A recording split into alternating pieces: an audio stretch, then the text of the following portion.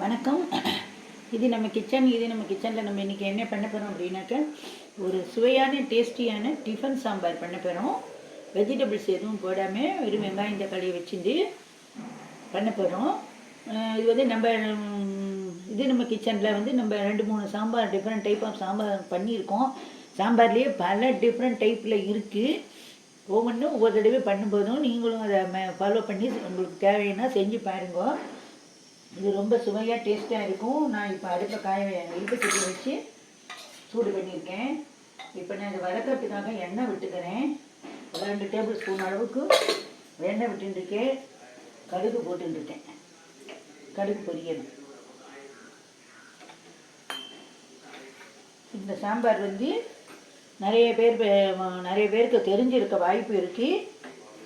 தெரியாதவா யங்ஸ்டர்ஸாக இருக்கிறவா இதையும் ட்ரை பண்ணுங்க. ஒவ்வொருத்தரும் ஒவ்வொரு மெத்தடில் பண்ணுவா. ஒவ்வொரு டேஸ்ட்டில் வந்து கைமணம் அப்படின்லாம் சொல்லுவா. பற்றியில் ஒவ்வொரு டேஸ்ட்டில் ஒரு மெத்தடில் பண்ணுவா. இதேமாரி மெத்தடில் பண்ணுவோ. இதுவும் ரொம்ப நல்லா இருக்கும். கடுகு வெடிக்கிறது. 2 மிளகாய் வத்தலை போட்டுட்டேன் தாளிக்கிறதுக்காக. 2 கருவேப்பிலை போட்டுக்கிறேன். கொத்தமல்லி இருந்தால் யூஸ் பண்ணலாம். இன்றைக்கி கொத்தமல்லி இல்லை, அதனால் போடலை.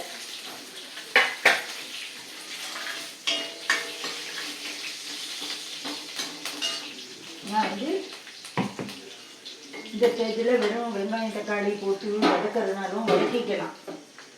இல்லை கொஞ்சமாக வதக்கிண்டு மீதியை வந்து இது பண்ணுறது அரைச்சி பேஸ்ட் ஆக்கி பண்ணுறதுனாலும் பண்ணலான்னா இதில் இன்றைக்கி வெங்காயம் தக்காளிலாம் போடலை. அதுக்கு பதிலாக நான் என்ன பண்ணியிருக்கேன், பச்சையாக வெங்காயம் தக்காளி 2 பச்சை மிளகாய் வத்த மிளகாய் ஜீரகம் தனியா 2 மிளகு கொஞ்சம் தேங்காய் இது எல்லாத்தையும் பச்சையாக வச்சு பச்சையாக அரைச்சிட்டுருக்கேன். அந்த பச்சையான பேஸ்ட்டை இதில் நான் விடுவேன்.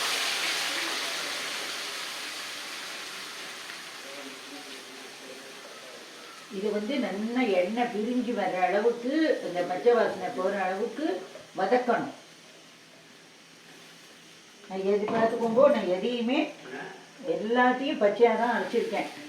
எதையுமே நான் வந்து வறுக்கலை, எண்ணெய் விட்டுலாம் வறுக்கலை, எதுவுமே பண்ணலை. இது ஒரு டேஸ்ட்டாக இருக்கும். நீங்கள் இப்படி பண்ணி பாருங்க. உங்களுக்கு பிடிச்சிருந்தா நீங்கள் இந்த மாதிரி பண்ணுங்க.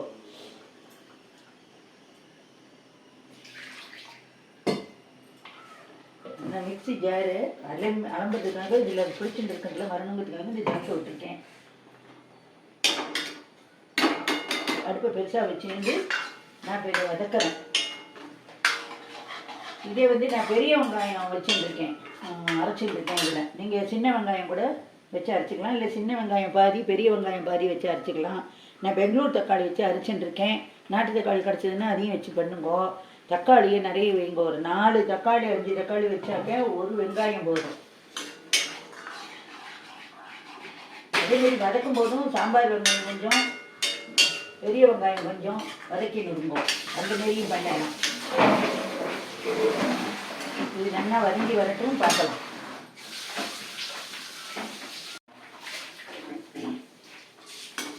இப்போ நம்மளுடைய டிஃபன் சாம்பாருடைய இது நல்லா சுருளை வதங்கிடுச்சு.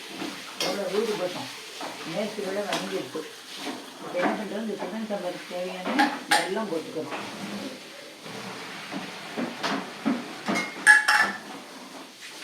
சாம்பார் போட்டுக்கிறோம்.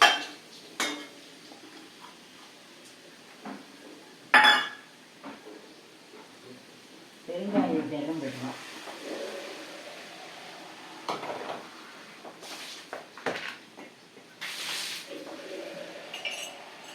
மஞ்சத்தூள் போடுறோம். உப்பு, இந்த சாம்பாருக்கு தேவையான உப்பு. புளிச்சேரும்.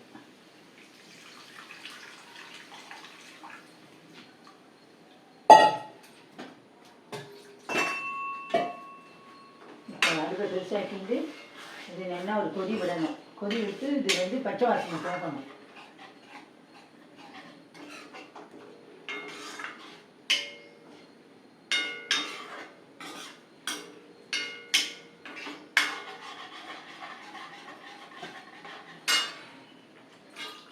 நல்லா கொதிக்கிற அளவுக்கு ஜலம் விட்டுக்கணும். இந்தமாரி 2 நிமிஷமாக கொதி வந்துடும். என்ன நம்ம என்ன பண்ணுறோம், இந்தமாரி பருப்பு தோரம் பருப்பேன் நல்லா கரைஞ்சி சுத்தமாக்கிட்டு அதுக்கப்புறமா இதில் மஞ்சப்பொடி ஒரு நல்லெண்ணெய் எல்லாம் விட்டுட்டு இதுமாரி இப்படி நல்லா குழம்பா வேக வச்சுக்கோங்க. இதுக்கு தேவையான ஜலம் வச்சுக்கணும். நம்ம பார்த்தீங்களா, இந்த பருப்பு உருவம் தெரியாத அளவுக்கு அந்த அளவுக்கு குழம்பா வச்சுக்கணும்.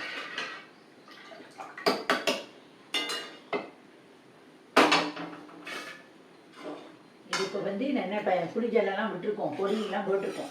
இது பச்சை வாசனை போக கொதிச்சு வரணும். கொதிச்சு வர வரைக்கும் வெயிட் பண்ணலாம்.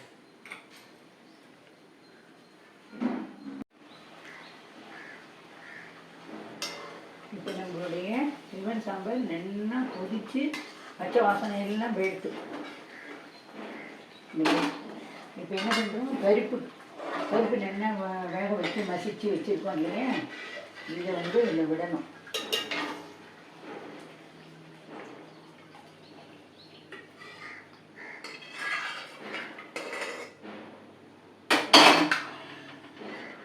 இது ஒரு கொதி வரணும். நமக்கு எவ்வளோ திக்னஸ் தேவையோ அதுக்கு தகுந்த மாரி நம்ம வச்சுக்கலாம்.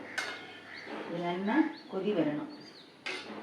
கொதி வந்துட்டுன்னா இறக்கிட வேண்டியதான். இதில் நம்ம எல்லாமே போட்டாச்சு. இனிமேல் எதுக்காகவும் வெயிட் பண்ணணும் அப்படிங்கிறதுல கிடையாது.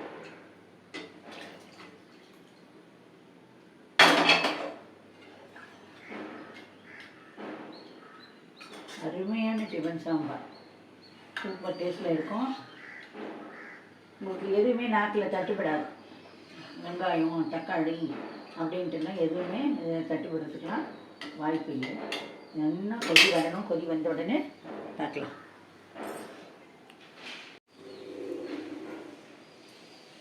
இப்போ நம்ம டிஃபன் சாம்பார் நல்லா கொதிச்சுருக்கு. இப்போ இதில் ஒரு ஸ்பூன் நெய்யை விடணும். நெய்யை விடலாம், நல்லெண்ணெய் விடலாம், நெய் தான் விடணும் அப்படிங்கிறதெல்லாம் கிடையாது. இந்தமாரி விட்டுட்டோம்னா அப்புறமா நம்ம தனியாக கூட சாப்பாட்டில் தட்டில் போட்டுக்கும்போது இந்தமாரி விடணுங்கிற அவசியம் கிடையாது. இந்தமாரி ருசியான டிஃபன் சாம்பார் ரெடி. இது நம்ம ட்ரிப்ளிகேன் ரத்னா கேஃப் ஹோட்டல் டேஸ்ட்டில் இருக்கும். இதை நீங்கள் சாப்பிட்டு பாருங்க. எப்படி என்னங்கிறது கமெண்ட்ஸில் சொல்லுங்க. முடிஞ்செடுத்து இதை நான் ஆஃப் பண்ணிவிட்டு இதை சர்விங் பவுலுக்கு மாற்றிடுறேன். நான்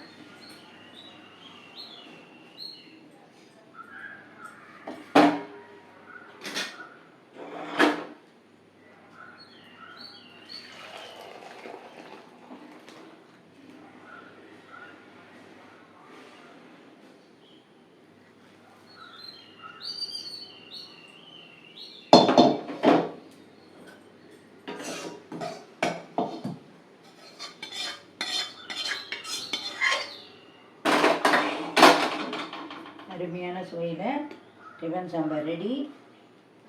இதுக்கே நீங்கள் துவரம்பருப்பு தான் முழுக்க போடணுங்கிறதுல பயத்தம்பருப்பு பாதி துவரம்பருப்பு பாதியும் போட்டுக்கலாம். இல்லை ஃபுல்லாக பயத்தம்பருப்புலேயும் பண்ணலாம். நீங்களும் இதேமாதிரி பண்ணி பாருங்க. நன்றி, வணக்கம்.